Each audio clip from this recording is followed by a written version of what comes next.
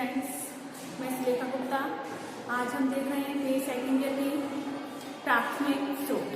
तो फ्रेंड, जैसे कि हमने कल की वीडियो हमारी थी इसमें हमने देखा था तथ्यों के स्रोत, यानी कि तथ्य के कौन कौन से स्रोत होते हैं।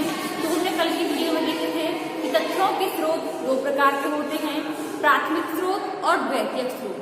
प्राथमिक स्रोत वे होते हैं जिनमें कि एक अध्ययनकर्ता को जो कि क्षेत्रीय स्तर पर जाकर के जो उसे प्राथमिक स्रोत प्राप्त होते हैं, क्षेत्रीय स्तर पर जाकर के जो उसको तथ्य दिखाई देते हैं, वो होते हैं उसके प्राथमिक स्रोत। इसमें साक्षात्कारकर्ता या अध्ययनकर्ता स्वयं घटना स्थल पर जाता है और तथ्यों को एकत्रित करता है।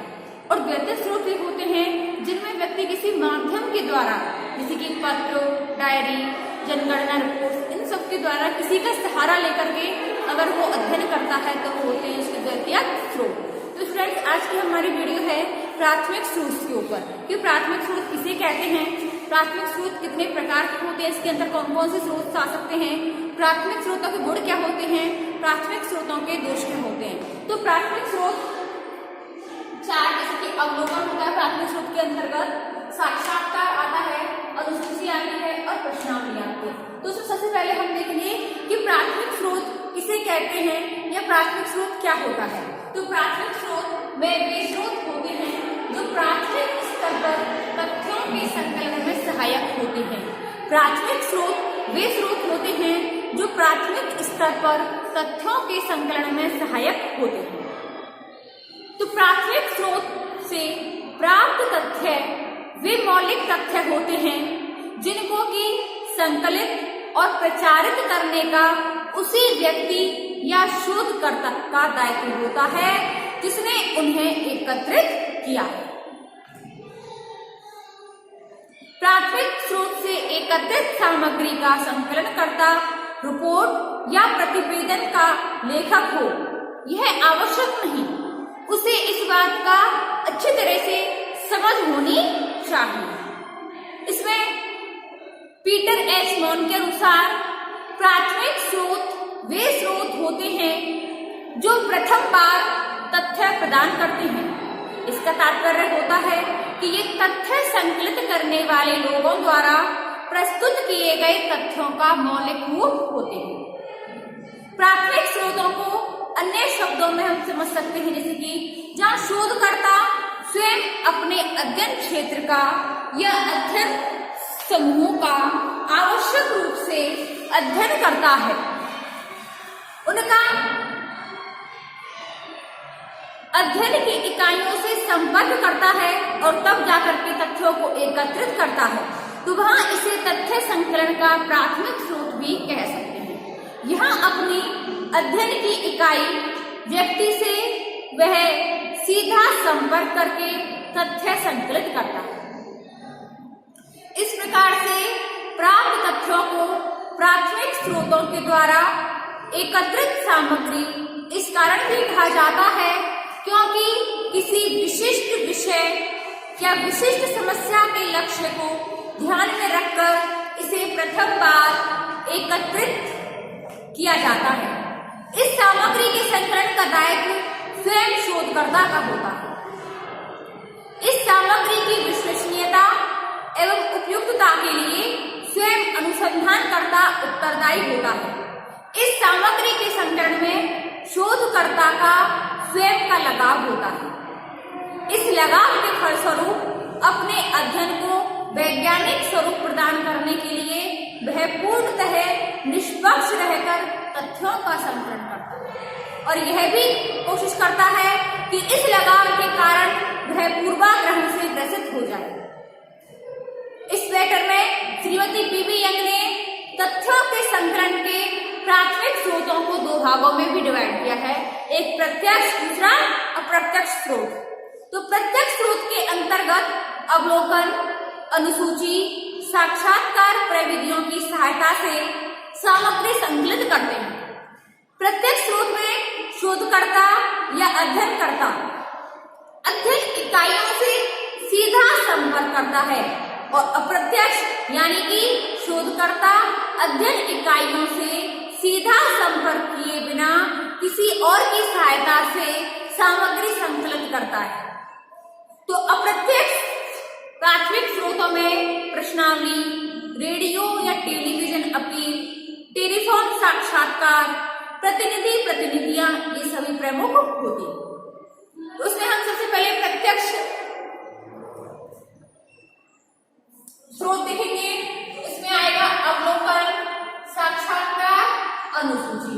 इसमें साक्षात्कारता सूचनादाताओं के साथ प्रत्यक्ष संपर्क करता है, यानी कि फेस टू फेस दोनों आमने सामने होते हैं, एक दूसरे के साथ बात संवाद किए जाते हैं, वार्तालाप किए जाते हैं, विचार विमर्श किए जाते हैं, और जो संबंधित घटना से तथ्य प्रश्न होते हैं, सूचनाएं होती हैं, उनसे संबंधित सूचनादाता से प्रश्न किए जाते हैं। तो जो अध्ययनकर्ता होता है, जो उस घटना से संबंधित प्रश्नों को सूचनादाताओं से पूछता है, सूचनादाता प्रश्नों के उत्तर देता है। तो सबसे पहले आता है अवलोकन।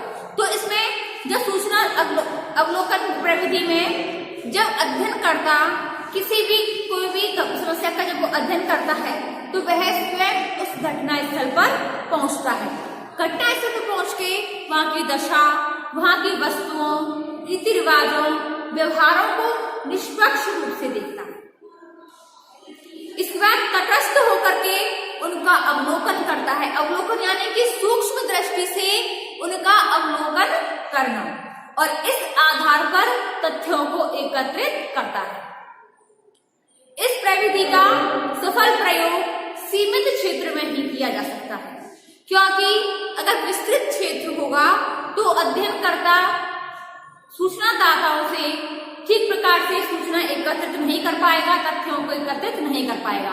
इसलिए जो प्रत्यक्ष प्रविधि होती है, इसका उपयोग सीमित क्षेत्र के लिए ही किया जाता है। साथ में ही लोगों के विचारों, विश्वासों, भावनाओं एवं मनोवृत्तियों से भी संबंधित नहीं होना चाहिए, क्योंकि इनका अध्ययन अवलोकन प्रविधि से नहीं किया जा सकता है। अवलोकन के 3 प्रकार होते हैं। प्रथम सहभागी अवलोकन, असहभागी अवलोकन और अर्ध सहभागी अवलोकन। तो सहभागी अवलोकन में अध्ययनकर्ता स्वयं उस समूह या समुदाय का सदस्य या भागी बन जाता है। अर्ध सहभागी अवलोकन में अध्ययनकर्ता लंबे समय तक समूह का अंग बनकर नहीं रहता है, वह विशेष अवसरों जिससे संबंधित तथ्य एकत्रित करने के लिए ही उन अवसरों पर समूह के निकट में संपर्क स्थापित करता है। और असहभागी अवलोकन में अध्ययनकर्ता अध्ययन किए जाने वाले समूह या लोगों के निकट संपर्क नहीं स्थापित करता है, उस समूह का सदस्य नहीं बनता है। वह तो केवल एक दर्शक के रूप में घटनाओं का निरीक्षण करके तथ्य एकत्रित करता है, और तथ्य संकलन की यह प्रविधि अवलोकन अधिक विश्वसनीय और अधिक निर्भर है, क्योंकि इसमें अध्ययनकर्ता स्वयं उस घटना क्षेत्र में लोगों के बीच उनका संबंधी बनकर, उनका सगे बनकर रहता है। दूसरा आता है साक्षात्कार।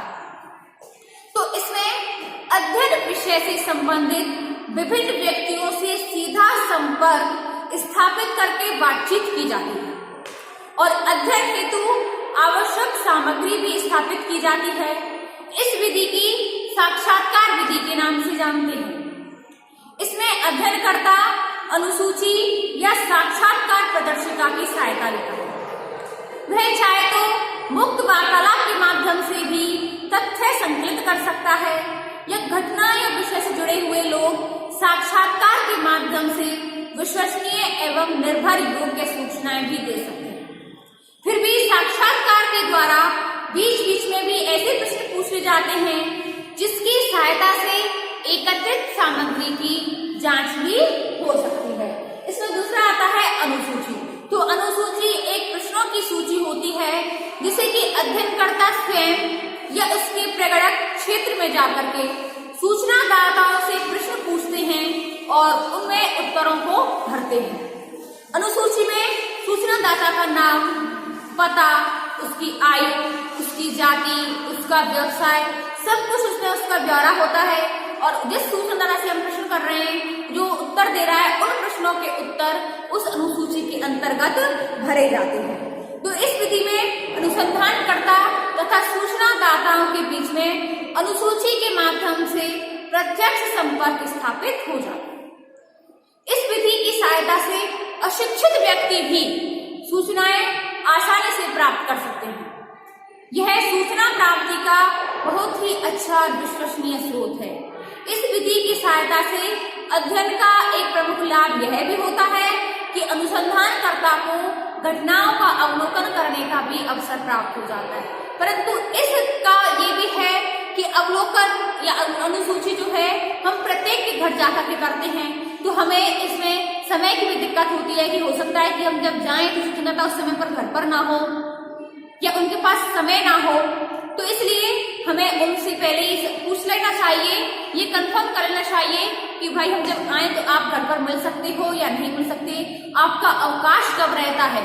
और दूसरी बात यह भी है कि अनुसूची हम एक सीमित क्षेत्र में ही प्राप्त कर सकते हैं। तो अगर हमारा अध्ययन क्षेत्र अगर सीमित होगा तो वहां पर अनुसूची प्रविधि हमारी अधिक कारगर साबित होगी। चौथी आती है प्रश्नावली। प्रश्नावली एक प्रश्नों की सूची होती है जिसको कि अध्ययनकर्ता सूचनादाताओं के पास डाक के द्वारा भेजता है और सूचनादाता उन प्रश्नों को लिख करके वापस डाक के द्वारा अध्ययनकर्ता के पास उनको भेज देते हैं। तो ये प्रश्नावली की सहायता से प्राथमिक तथ्य संकलित किए जाते हैं, परंतु फिर भी यह सूचना प्राप्ति का प्रत्यक्ष संपर्क प्रत्यक्ष स्रोत न होकर के यह अप्रत्यक्ष स्रोत होता है। इस विधि द्वारा अध्ययन में अनुसंधानकर्ता तथा सूचनादाता में प्रत्यक्ष संबंध स्थापित नहीं होकर के अप्रत्यक्ष संबंध रहता है। प्रश्नावली अनुसंधानकर्ता द्वारा तैयार की गई प्रश्नों की एक सूची होती है जिसे वह उत्तरदाता के पास डाक के द्वारा इस अनुरोध के साथ भेजता है कि इसे भरकर अवश्य लौटा दे। इस विधि का प्रयोग उस दिशा में भी किया जाता है जब अध्ययन क्षेत्र का समग्र इतना विस्तृत हो कि सभी सूचनादाताओं से प्रत्यक्ष संपर्क करना और तथ्यों को संकलित करना संभव नहीं है। तो इस अलावा इस विधि का प्रयोग ऐसे उत्तरदाताओं के साथ किया सकता है जो शिक्षित हो, जो स्वयं प्रश्नों को समझ करके बिना अनुसंधानकर्ता की सहायता के उत्तर दे सके। इस विधि का द्वारा अध्ययन का लाभ यह भी होता है कि इसमें समय एवं धन की काफी बचत हो जाती है। इस विधि का दोष होता है कि इससे जो प्राप्त उत्तर होते हैं वो सत्य है या नहीं, तो इसमें सत्यापन की जांच करना बहुत कठिन होता है। अब आते हैं हमारे प्राथमिक सामग्री के गुण कि प्राथमिक सामग्री के कौन कौन से गुण हो सकते हैं।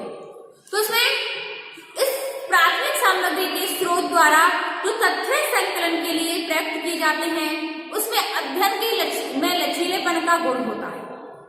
अध्ययनकर्ता परिस्थितियों के अनुसार अध्ययन प्रविधि में परिवर्तन कर सकता है, प्रश्नावली में प्रश्नों को बदल सकता है। यदि अध्ययनकर्ता यह महसूस करता है कि विषय के किसी विशेष पक्ष से संबंधित तथ्य उपलब्ध नहीं हो रहे हैं तो वह अध्ययन प्रविधियों में भी संशोधन कर सकता है जिससे कि उसको आवश्यक सूचनाएं प्राप्त हो जाए। प्राथमिक स्रोत व्यापक क्षेत्र के अध्ययन के लिए उपयुक्त होते हैं। वहां विस्तृत क्षेत्र में फैले सूचनादाताओं का अध्ययन करके तथ्य एकत्रित करना संभव होता है। प्रश्नावली विधि की सहायता से यह कार्य सरलता से किया जा सकता है। प्राथमिक स्रोतों के द्वारा संकलित तथ्य अधिक यथार्थ और विश्वसनीय होते हैं। अनुसंधानकर्ता की स्वयं की अनुपस्थिति के कारण सूचनादाताओं पर नियंत्रण रहता है और वे गलत सूचनाएं नहीं दे पाते। प्राथमिक स्रोत से आंतरिक व गुप्त सूचनाओं का संकलन संभव हो जाता है। प्राथमिक स्रोत से संकलित सामग्री की सहायता से प्रमाणिक निष्कर्षों तक पहुंचा जा सकता है। प्राथमिक स्रोतों से प्राप्त तथ्य संकलन में समय और धन की काफी बचत होती है। अब आता है प्राथमिक सामग्री के दोष। तो प्राथमिक स्रोतों के द्वारा जो प्राप्त तथ्य होते हैं उनमें पक्षपात व मिथ्या झुकाव की काफी संभावना रहती है। इसका कारण यह होता है कि इस प्रकार के अध्ययन में शोधकर्ता की भूमिका अत्यंत महत्वपूर्ण होती है। प्राथमिक स्रोतों के द्वारा तथ्य संकलन में एक कठिनाई भी आती है कि शोधकर्ता कई बार शुद्धानुसार तथ्य संकलित कर लेता है और कई तथ्यों को तोड़ मरोड़ करके ग्रहण करता है। क्योंकि प्राथमिक स्रोत तथ्य संकलन के कार्य में अध्ययनकर्ता स्वयं लगा हुआ होता है, वह सूचनादाताओं को समय समय पर सूचनाएं प्रदान करने की दृष्टि से कई सुझाव दे देता है। यह सुझाव अध्ययनकर्ता के कार्य को सरल बनाते हैं, परंतु इससे तथ्यों की स्वाभाविकता के नष्ट हो जाने का भी खतरा रहता है। इस स्रोत द्वारा वर्तमान से संबंधित तथ्यों का संकलन ही संभव है, क्योंकि इसमें जीवित लोगों से ही सूचना एकत्रित की जाती है। प्राथमिक स्रोतों के द्वारा तथ्य संकलन के लिए यह आवश्यक होता है कि अनुसंधानकर्ता अपने कार्य में कुशल हो, प्रशिक्षित हो। प्राथमिक स्रोतों के द्वारा अधिक मानव शक्ति और अधिक समय की आवश्यकता पड़ती है, क्योंकि जो अध्ययन करता होता है स्वयं प्रत्येक के घर जाता है, सूचनादाताओं से प्रत्यक्ष संपर्क करता है, प्रत्येक से प्रश्न पूछेगा, उनके आंसर उसमें लिखेगा, तो उसमें व्यक्ति का बहुत सा समय खर्च हो जाता है। तो स्टूडेंट्स, आज की जो हमारी वीडियो है वो प्राथमिक स्रोतों के ऊपर है कि प्राथमिक स्रोत कौन कौन से होते हैं, प्राथमिक स्रोतों के गुण क्या हो सकते हैं, प्राथमिक स्रोतों के दोष